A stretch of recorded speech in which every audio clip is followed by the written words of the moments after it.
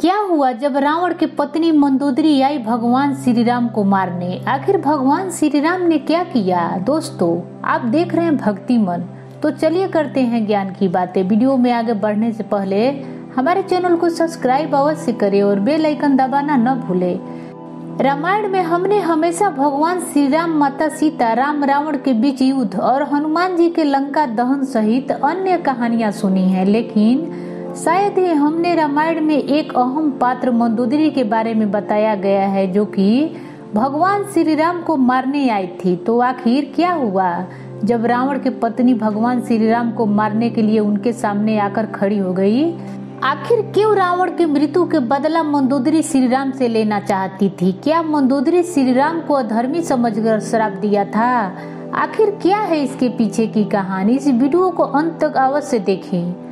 आज भी मंदोदरी को केवल रावण की पत्नी नहीं, बल्कि एक कर्तव्य और धर्म के रास्ते पर चलने वाली स्त्री के तौर पर जाना जाता है। रामायण के लंका कांड में मंदोदरी को बेहद सुंदर, पवित्र और धार्मिक महिला के रूप में दर्शाया गया है, जिसने बार बार रावण को धर्म के मार्ग पर चलने के लिए कहा और माता सीता को वापस लौटाने के लिए अपने पति से विनती भी की। मंदोदरी रावण को पराई स्त्री के अपहरण के पाप से बचाना चाहती थी। वाल्मीकि रामायण में लिखित हुई एक कथा के अनुसार मधुरा नामक एक दिव्य कन्या ने एक बार कैलाश पर्वत की यात्रा कर रही थी। उस समय माता पार्वती की अनुपस्थिति में मधुरा ने भगवान शिव को खुश करने की कोशिश करने लगी, लेकिन उसी समय माता पार्वती वहां आ गई और मथुरा को देखकर क्रोधित हो गईं। देवी पार्वती ने मथुरा को मेढकी रूप में बदलकर 12 सालों के लिए एक कुएं के अंदर रहने का श्राप दे दिया।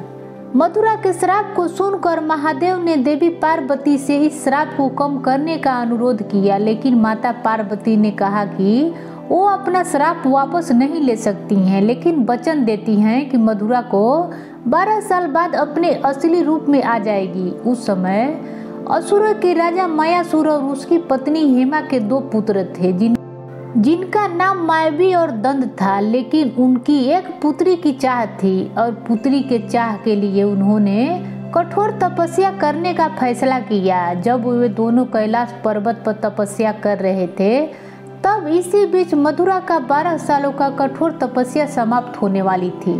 जैसे ही मथुरा का तपस्या पूरी हुई, वो अपने मूल स्वरूप में आ गई और मदद के लिए चिल्लाने लगी। मायासुर और हेमा उस कुएं के पास ही थे, तपस्या कर रहे थे जिसमें मथुरा कैद थी। उन्होंने मथुरा की मदद पुकार सुने और वहां तुरंत कुएं के पास पहुंचे। उसके बाद उन्होंने मथुरा को अपना बेटी बना लिया और उसका नाम मंदोदरी रख दिया। मंदोदरी के साथ वो अपने महल के लौट आए। एक बार की बात है, रावण मायासुर से मिलने मायासुर के महल में पहुंचा। तब वहां मंदोदरी को देखकर वो मोहित हो गया और मायासुर से मंदोदरी के हाथ मांगा, लेकिन मायासुर ने मना कर दिया, जिससे रावण नाराज हो गया और मंदोदरी उसे शादी करने के लिए मजबूर करने लगा। मंदोदरी को पता था कि रावण भगवान शिव का भक्त है। इस डर से उन्होंने अपने पिता के रक्षा के लिए शादी के लिए हामी भर दिया। इस तरह रावण और मंदोदरी का विवाह हो गया, लेकिन मंदोदरी रावण को उसे गलत कर्मों के लिए हमेशा टोकती थी। जब रावण ने सीता का हरण किया, तब भी मंदोदरी ने लगातार रावण से सीता को वापस लौटाने का अनुरोध किया, लेकिन रावण का पाप का घड़ा भर गया था और श्री राम के हाथों जब रावण की मृत्यु हुई, तब मंदोदरी के पिता मायासुर ने मंदोदरी के मन में श्री राम के खिलाफ जहर भर दिया और मंदोदरी को इतना उकसाया कि वह श्री राम को अधर्मी समझकर उन्हें श्राप और मृत्यु दंड देने के लिए युद्ध भूमि में चल पड़ी। लेकिन जब मंदोदरी क्रोध में भगवान श्री राम को श्राप देने के लिए जा ही रही थी, तभी हनुमान जी ने उन्हें राम और रावण के चरित्र का भेद बताया और तब श्री राम मंदोदरी के परछाई से दूर हट गए।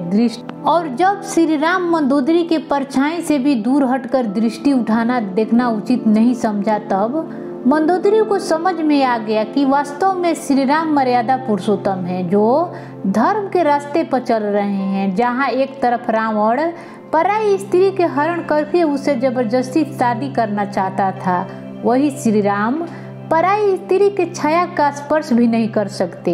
ऐसे धर्मात्मा पुरुष अधर्मी कैसे हो सकता है। और मंदोदरी का क्रोध शांत हो गया और श्री राम के आश्वासन के बाद वह महल में वापस लौट आई। बताया जाता है कि भगवान श्री राम ने रावण के वध करने के बाद विभीषण को लंका का राजा बना दिया। उसके बाद विभीषण अपने भाभी मंदोदरी के सामने विवाह का प्रस्ताव रखा, लेकिन मंदोदरी एक सती स्त्री थी जो अपने पति के प्रति समर्पण भाव रखती थी। इसलिए रावण की मृत्यु के बाद मंदोदरी ने विभीषण से विवाह करने का प्रस्ताव ठुकरा दिया था। दोस्तों, मंदोदरी एक सती स्त्री थी जो अपने पति के प्रति समर्पण भाव रखती थी। आपका क्या राय है कमेंट बॉक्स में बताएं। और वीडियो पसंद आया हो तो इसे लाइक करें, मेरे चैनल को सब्सक्राइब करें और ज़्यादा से ज़्यादा शेयर करें। फिर मिलेंगे एक खास वीडियो के साथ, तब तक देखते रहिए भक्तिमन।